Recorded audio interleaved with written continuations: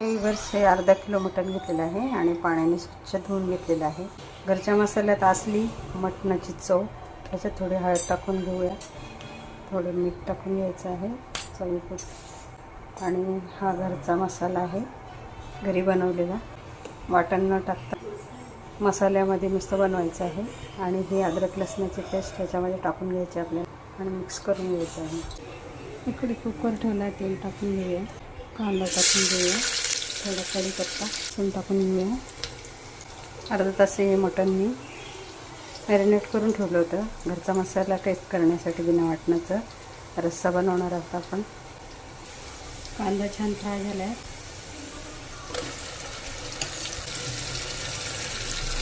त्यावेळेला आपण ठेवूया मंद आचेवर. मीठ मसाला भिजला चांगला बघा. आता आपण पाणी टाकून घेऊया.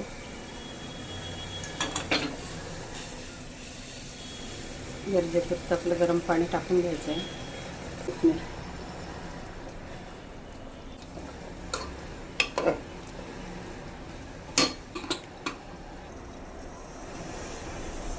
बघा आपली भाजी तयार झाली आहे. बिना वाटण्याचा नुसता मसाल्याचा केलेला आहे कांदा.